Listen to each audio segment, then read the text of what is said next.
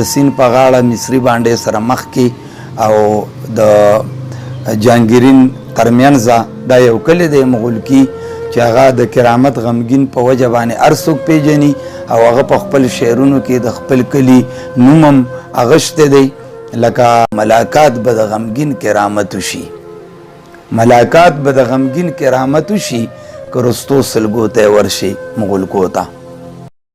السلام علیکم ګرانو کتونکو، جعفر شاه درویش یم. مغولکو کلي ته راغلی یم. دلته کې د کرامت غمګین کوم چې د مغولکو کلي یو ډیر مشهور شاعر تیر شوی دا مخامخ د دې اخیری آرامګاه ده، الله دې وبخي. نو هغې ته راغلي وو. دلته کې څه ریکارډینګ و د ملګري د نعیم رضا پیج دپاره ریکارډینګ و. کوشش به کوو چې تاسو سره څه ناڅه ویډیو شریک کړو. د دې شاګرد دلته موجود دی، د مغولکو کلي اوسیدونکي بختیار استاد. هغې نه به هم په دې حوالې سره څه خبرې اترې ریکارډ کوو. مخکې ویډیو ګورئ. د نه ګناهګارۍ تقریبا په دې ټایم کې د هغه څلور کتابه دي. حاجي موجوده وخت کې څلور کتابونه مطلب خلکو ته ملاویدی شي، بالکل ملاویدی شي او تاسو له هغه ډېر اسانتیا سره ملاویږي. د کرامت غمګین کتابونه اویلیبل دي، دستیاب دي، ملاویږي او ایله لرم کوشش به زم کومه که ما سره په کور کې پراته وي نو زه به درته درکړمه. هڅه خبره نه ده. لږ نومونه راته واضحه کړي چې د خلک به مطلب غوږ وږي چې نومونه مو اوري بیا ورته هر ځای کې ملاویدی شي. د کرامت غمګین کتابونو کې یو لومبی کتاب چې کوم هغه دردناک دویم نمبر کتاب د هغه د سپرلي ګلونه، دریم نمبر کتاب د هغه د میرې ګل او څلورم نمبر کتاب د هغه د للمې ګل.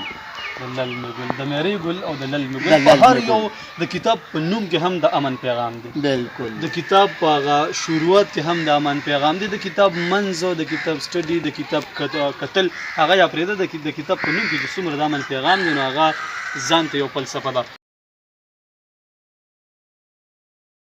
کلاوت غریب یوازې پاتې شو، ډیر زیات یوازې پاتې شو. چې کرامت غمګین وفات شو که نه نو کلاوت ځان ته ډیر یوازې پاتې شو. نو هغه باندې د کور خپل ګرویلي معاملات دومره زیات درانه شوه چې هغه بیا د دې ځای نه رحلت وکړو. نو هغه خپل ماماګانې وو، هغه ځان سره انکان ته بوتلو.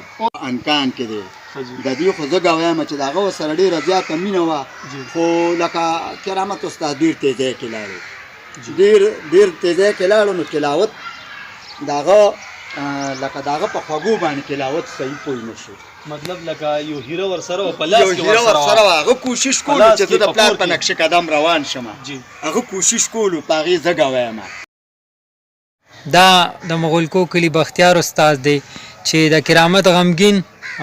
په شاګردانو کې راځي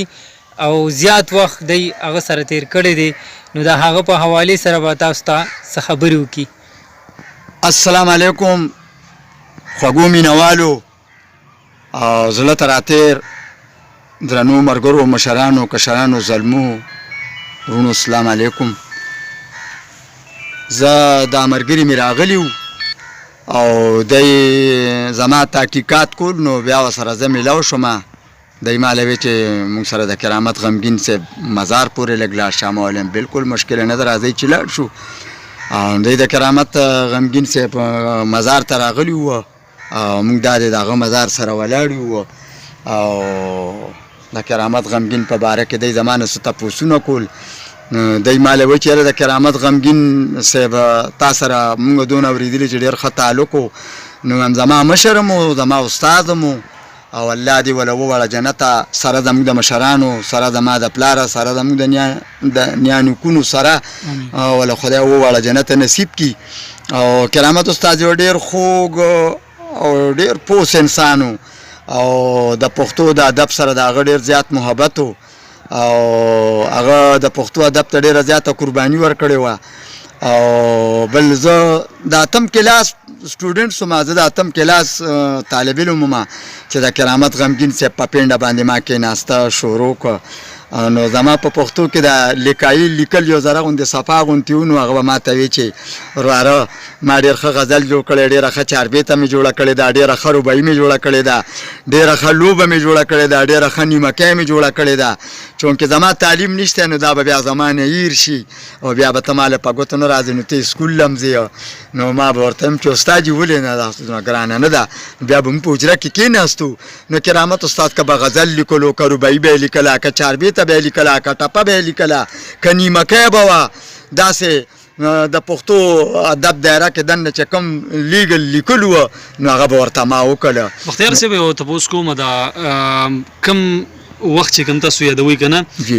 تاسو کله پښتو کې لیکل کول نو د پښتو لیکل چې کوم دي هغه د هر چا د وس کار هم نه دی او بیا په هغه وخت کې چې کوم دی د لیک والا خلک ډېر زیات کم وو کم چې د قلم خاوندانو د تعلیم خاوندانو په هغه وخت کې تعلیم کم وو خو پوهه زیاته وه که په دې وخت مونږ وګورو نو 14 15 او د هغه وخت ومه وتم نو دومره د پښتو لیکل اوس که مونږ داسې یو سټوډنټ سره کینو هغه ته مونږ ووایو چې مطلب دې شي ته په پښتو کې څه وایي هغه ته به نه ورځي بالکل خو که مونږ تاسو سره کینو تاسو سره خبرې اترې وکړو تاسو ته به هغه نه درځي ته په اردو کې څه وایي ته په انګلیش کې څه وایي خو تاسو ته به هغه بالکل یاد وي چې دې ته په پښتو کې څه وایي بیا هم هغه وخت کې هغه خلک به ډېر په ګرانه میلاوېدل چا به چې د قلم استعمال کولی شو بالکل د چا چې د قلم سره تړون وو بالکل بیا الله پاک چې کوم دی کرامت غمګین صاحب ته تاسو په لاس باندې ورکوي یو داسې هیره چې هغه ټول شعرونه ټول رباعیانې ټول نیمکۍ ټول چاربیتې هغه تاسو قلم بند کړي دي بالکل دا ته ډېر ښه سوال وکړو کرامت استاد خدای پاک وبخي هسې خو د هغه ډېر شاګردان وه هسې د هغه په دې پورې جهانګیري کې هم یو هلک وه که نه هغه ورته ډېر ښکلي لیکل کړي وو بېادبي دې معافي زما نه د هغه نوم هېر دی د هغه ډېر د مزې نوم امداد نوم یې دغسې نوم یې ووه یو کتاب ورته هغه لیکلی وه او ما چې ورته کوم لیکل کړي وه نو د هغې یو کتاب نوم و دردناکه د بل نوم و د للمې ګله او د بل دریم کتاب و د میرې ګله او بل تا چې دا کومه خبره وکړه چې پخوا به هلکانو ډېر ښه د پښتو لیکل کوله او د اووم او د اتم کلاس طالب علم به و دومره ښایسته پښتو به یې لیکله نو هغه وخت کې چې کوم دی نو زموږ استادان ډېر زیات د حد نه سیوا خواري که خو ډېره زبردسته خواري به یې کوله اوس خو انګلیش لینګویج سکولونه دي که نه نو بس منتلی فیس ورکوي او بچې سکول ته لیږي نو د پښتو نه څه خبر دي بېادبي ما بلا ټیچران به مونږ ګوري خو نن سبا بس تر یکم تاریخه پورې خواري ده چې فیس والي د هغې نه بس ما په خپله باندې کتلي ما ته وړوکی رالو وړوکی ورور مې دی ما ته رالو وایي دا چټ واله او ما ته کاپیانې راوړه دا ټاپک لږ چینج کېږي وبخه جابر شاه صاحب وایي ما د کاپیانې ما چې کله چټ وکتو نو د انګلیش کاپي ورته 120 والی لیکلي وه